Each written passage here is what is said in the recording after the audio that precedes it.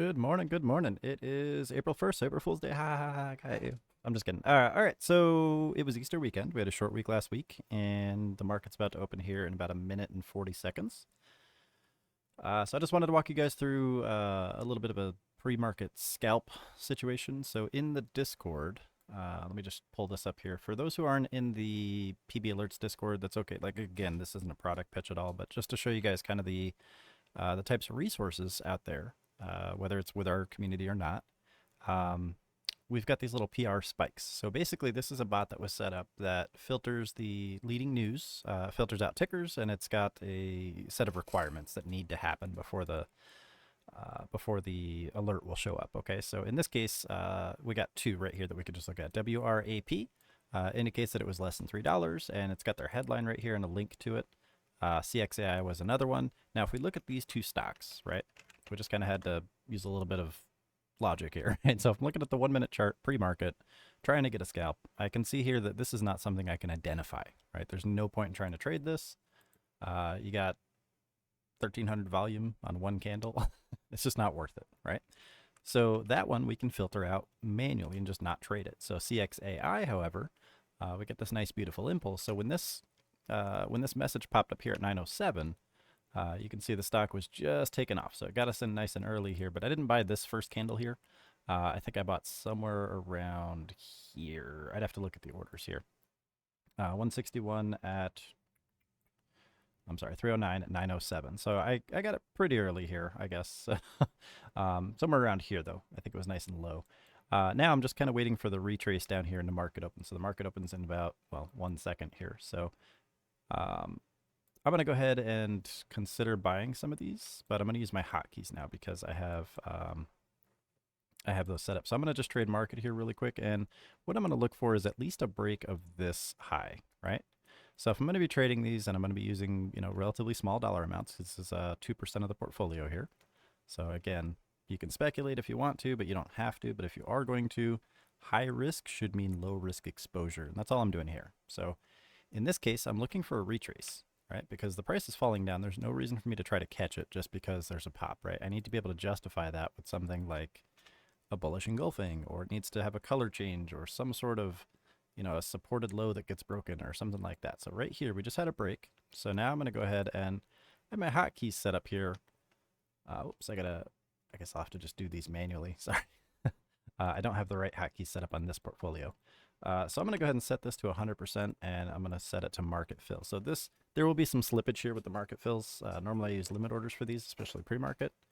But what I'm going to do is just try to catch some of the volume here. And 74% of new highs fail, so I don't necessarily want to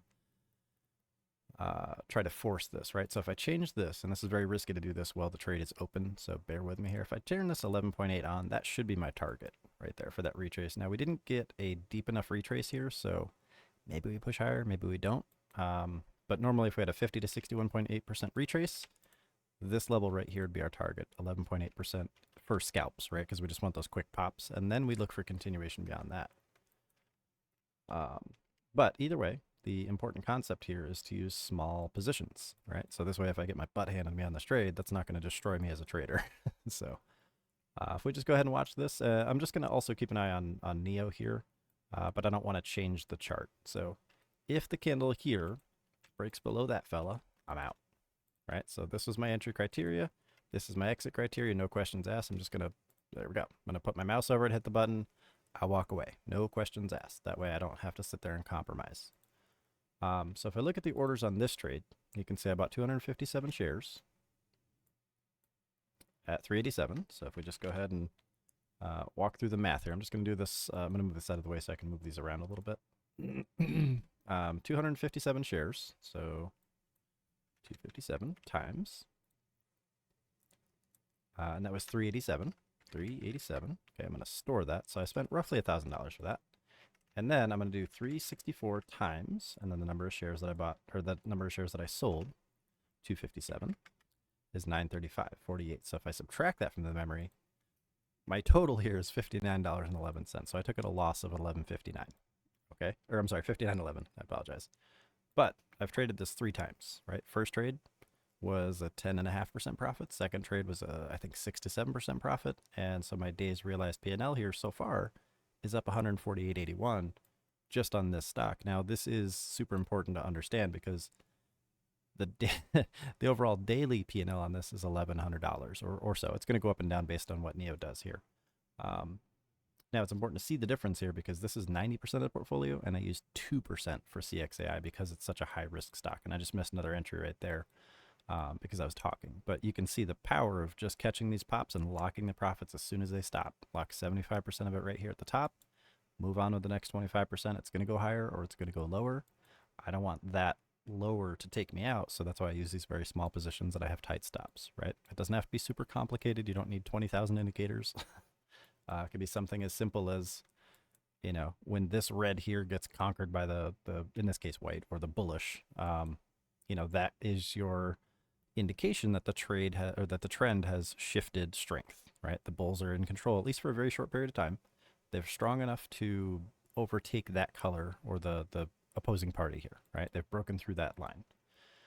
Another way we can do these is like right now I could consider buying some because this is a break of highs. So there's a very good indication here that there's potential for a run into a new high and then over potentially $4.50 to $5. I'm not going to do that because I'm talking, but that's the idea. Is there's a justification for that trade. The second component and the most important one is that we would have had defined risk. So in this case, as soon as this breaks, use the low of the same candle as your stop loss. That way, if it gives it back and it falls back below these and then goes below the low of that candle, you don't want to be in that trade in this case. So right here, we're close enough to 450. I mean, we broke over this high. That's all we really cared about. So this right here was your profit scalp. I'm sorry, your profit potential for a scalp, right? You're just catching that quick pop and then it's going to pull back or it's going to stagnate or maybe even continue going, but you don't care because your profit is locked in. You know, as soon as the price stops, right? It's going to push, push, push, push, push, stop. And that's when you can lock that first chunk of profit, the majority of your profit. Then when it pulls back, you see where you want to go with the rest of it. So far, this would still be the stop loss down here at 390. Okay, now you got the $4 level kind of getting in the way, so that's the psychological support, but we don't need to get into all that. So this is just a very easy strategy for, you know, basically anything that you see that has potential. So if there's a headline, volume, if you just see a bunch of people talking about it, there's always opportunity. It doesn't mean you have to trade everything. Like if you're playing poker, for example, and you play every single hand you get, you'll lose. So I don't personally, I wouldn't recommend like entertaining that as an approach. But where there is potential and you've got that probability in your favor and you've got that edge, and more importantly, you've got defined risk, like right here. This would have been the entry right here. This would have been the risk. And then you have defined profit potential up here as well based on that risk. So very, very easy way to trade these. It's just a matter of A, getting in on time with an appropriate position size, and B, the most important part, respecting those stop losses. Because if you don't, stuff like this can easily come all the way back down. And I don't care if it's a stable stock, you know, if it's something like NEO, for example, or if it's Tesla or Apple or Google, everything has potential to fall down really, really, really hard. And the goal isn't to fight the trend. It's not to fight the current. It's not to try to jump into the river to catch the salmon. Your job is to stand at the edge of the shore, open your mouth, wait for a salmon to jump in your mouth, and clamp your jaw shut when it's appropriate.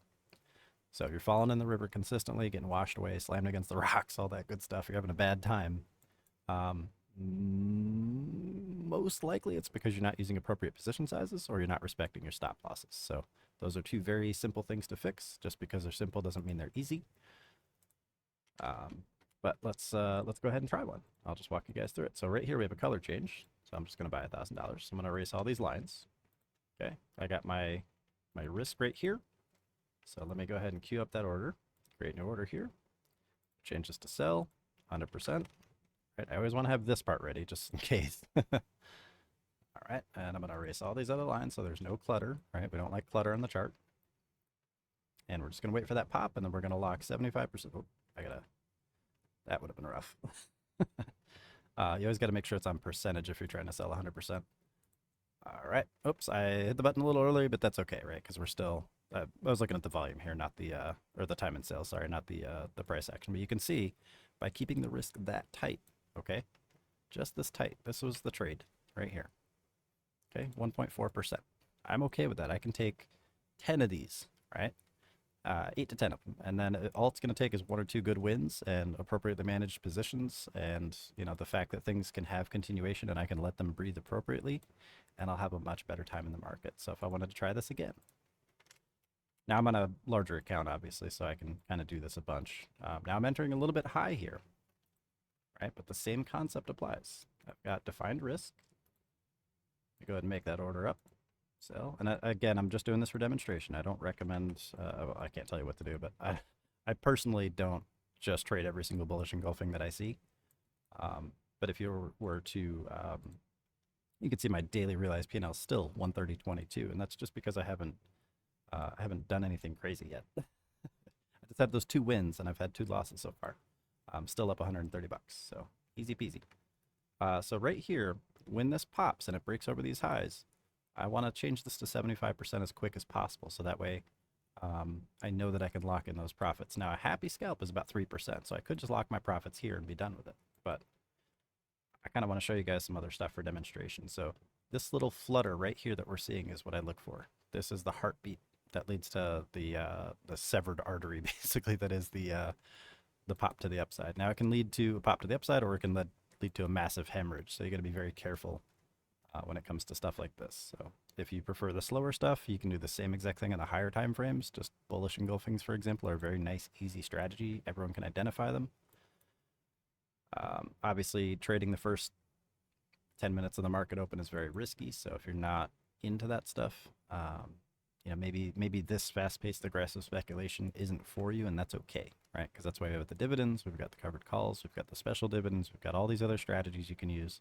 But for those who want to mix in some speculation, it's about time. So we got to start focusing on that stuff too, because next week, or specifically this Friday, April 5th, is kind of the quote-unquote deadline to see how many of the team members have gone from red to green for their portfolio growth over the last 3 months. So those who started in January should be green by April 5th. If they haven't, that's something that we can individually troubleshoot and diagnose, but I'm willing to bet that 90% or more of them have gone red to green and have grown their portfolio over the last 3 months, just using very simple concepts like contribute consistently and don't give it all back recklessly, you know? Okay, so we're over new high, and you can see here we're about 7.5%, so I'm going to change this to 75%, so I'm just looking for one quick pop, and then I'm going to hit this button. And what that's going to do is that's going to allow me to lock 75% of the position, and then I will keep 25% in reserve, and then there we go. So I'm out. Or not out. I'm sorry. I locked 75%. Then I'm immediately going to set another order right here, market order. And what that does is that allows me to lock the majority of my position, so the remainder is now allowed to go this far. Or I'm sorry, that far. It's hard to move these. Sorry. This distance, right, wherever I locked it at, times 3 below my average before I give those profits back. So the price could probably come all the way down here. Well, not all the way down there, but probably around $3 before I give those profits back. So pretty easy way to just consistently grow extra profits. So you can see now my daily P&L went from 130, right? 2 wins, 2 losses. Now it's at 3 wins, 2 losses. Now I'm at 197.08, and we got another flutter right here. So pay special attention to this. Now this one looks a little bit bearish, so it might pop to the downside. But you can see that little flutter right there. That's supply and demand compressing. So if you've got supply here, this is people that have shares, they want money, they're looking to sell. And demand down here is people that have money and they want to buy shares, right? So what they do is they push closer and closer together, they encroach, and the price just ping pong balls between them really, really fast till one side loses, it gets depleted, and then the winner chases them home, right? And that's what that little flutter represents. So you can see we got one right here, right? You see that? And then it's probably going to pop. You see the volume, the surge in volume here, the speed, the mix in color, and the order size increase, the magnitude. That's the trifecta of breakouts. So let's go ahead and watch and see when this pops out. If it's going to go up or down, we don't know. Like, that's the uncertain part, and that's why you got to have your stop losses in place. All right, so it's out. We broke the previous low, right? Remember, I want to just use the low of each preceding candle here. So we got in this candle, This candle then became the stop loss. This candle then became the stop loss. And then this one's kind of it's the same, right? But since it was breached right here, I'm all out. So now the next opportunity I'll have is going to be on a break of this candle. So if I wanted to, I could get in here and that'd be a nice tight risk. I don't think I want to though, because I'm done for the day. And this has already been a 15-minute video. So sorry for the fast-paced nature of this video. I just wanted to show you guys that it doesn't have to be complicated. It can be something as simple as saying, is this one bigger than this one? If so, you can look for an entry when that condition is met or exceeded. And then that also gives you defined risk, right? We just use the lower of the two participating candles in this case. So if I were to use, let's just use a drawing tool for this. If I were to look at this as a bullish engulfing entry, for example, right? I would use the lower of the two candles, which is this red wick right here, a break over the bearish candles open for the entry, and then a safe, maybe a 1 to 2 risk reward ratio. And that would be it. And I would just trade it from start to finish as consistently and as disciplined as possible. So right here would be the entry. I'm not going to do it, but I just want to show you guys exactly what I would do. I'd click buy, I'd go to market, or I'd use a hotkey, right? I don't have hotkeys set up on this portfolio. And then I would place the order as soon as that breaks.